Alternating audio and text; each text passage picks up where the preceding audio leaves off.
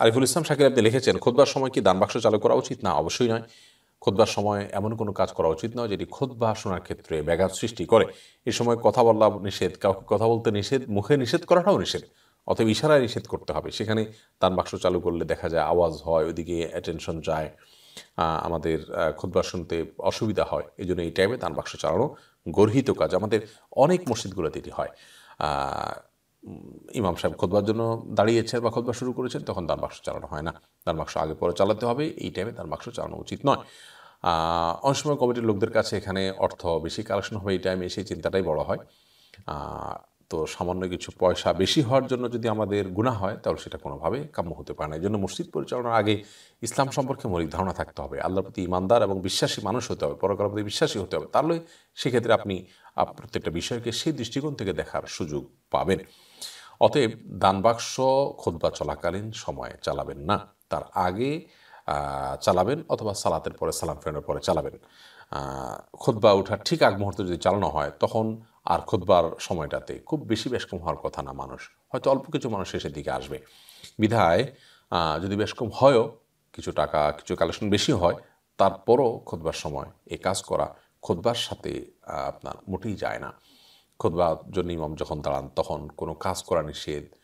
একটা হাদিসে আছে যে সালাত পর্যন্ত পড়া নিষেধ। অনেক উলামা ইকরাম তাহিয়াতুল মসজিদের অনুমতি দিয়েছেন, যেহেতু রাসূল আকরাম সাল্লাল্লাহু আলাইহি ওয়াসাল্লাম খুতবা চালানোর অবস্থায় একজনকে দাঁড়িয়ে সালাত পড়িয়েছেন, কিন্তু অন্য সাধারণ সালাত পর্যন্ত এটা নিষেধ। তাহলে আপনি কীভাবে দান বাক্স এই সময় চালাতে পারেন? এটি খুতবা শোনার যে গুরুত্ব এবং তাগিদ রয়েছে তার সাথে যায় না।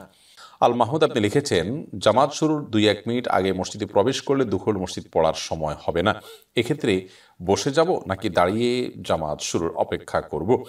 যেহেতু হাদিসে নিষেধ আছে, নবী সাল্লাল্লাহু আলাইহি ওয়াসাল্লাম বলেছেন যে তোমাদের কেউ যখন মসজিদে প্রবেশ করে, ইযা দাখালা আহাদুকুম মসজিদ ফালা ইয়াজলিস আও ফালা ইয়াকউদ হাত্তা ইউসাল্লিয়া রাকাতাইন।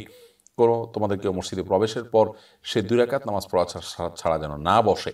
তো এই জন্য এই টাইমটাতে আপনি হয় নিয়ত করে একটু দ্রুততার সাথে সালাত পড়ে শেষ করবেন, আর যদি অল্প কয়েক সেকেন্ড বাকি থাকে, আধা মিনিট বাকি থাকে, এর মধ্যে পড়ে শেষ করা সম্ভব নয়, তাহলে সেক্ষেত্রে আপনি অপেক্ষা করবেন দাঁড়িয়ে, এমনভাবে যে ইমামের প্রতি আবার নির্দেশ না হয়। আমাদের দেশে অনেকে দেখা যায় যে দাঁড়িয়ে অপেক্ষা করতে থাকেন এমনভাবে যে ইমামের প্রতি তিনি নির্দেশ জারি করছেন, এবং মানে জিনিসটা দেখতে দৃষ্টিকটু হয়। এরকম যেন না হয়। বিশেষ করে সামনের কাতারে মুসল্লি যারা আছেন, বসা আছেন, দাঁড়ায় গেলেন ইমাম আসা আগে, এটা অবশ্যই অভদ্রতা, ইমামের প্রতি অসম্মান, যেটা একজন ভালো মুসলমানের আখলাক হতে পারে না। ইমামকে নিজের অধীনস্থ চাকরের মতো মনে করার কোনো কারণ নেই, বরং একটু লেট হলেও, 1-2 মিনিট লেট হলেও, কয়েক সেকেন্ড লেট হলেও তার জন্য অপেক্ষা করতে হবে। তিনি আশা পরে দাঁড়াবেন, এটি হলো সুন্নাহ। হ্যাঁ, আপনি পেছন থেকে দাঁড়াচ্ছেন, অপেক্ষা করছেন, সেটি আশা করা যায় এরকম দৃষ্টিকটু হবে না। এমনি রাসেল সরদার আপনি লিখেছেন, মসজিদের হক আদায়ের জন্য মসজিদে ঢুকে 2 রাকাত নফল নামাজ আদায় করা ভালো। যদি ফরজ নামাজ শুরু হয়ে যায়, তাহলে কি ফরজ নামাজ শেষে উক্ত নামাজ আদায় করে নিলে হবে? না, ফরজ নামাজ শুরু হয়ে গেলে ফরজ নামাজে আপনি জয়েন করবেন, এবং এটার মাধ্যমেই আপনার ফরজ আদায় হয়ে যাবে, আবার মসজিদে প্রবেশের সালাত আদায় হয়ে যাবে। ওইটা আপনি নিয়ত করে নেবেন যে আমি ফরজ সালাত আদায় করছি, সেই সাথে মসজিদে সালাত আদায় করছি। এখানে মূল বিষয়টা হলো মসজিদে ঢোকার পর কোনো সালাত আদায় করা ছাড়া বসবেন না, এটা হলো মূল বিষয়।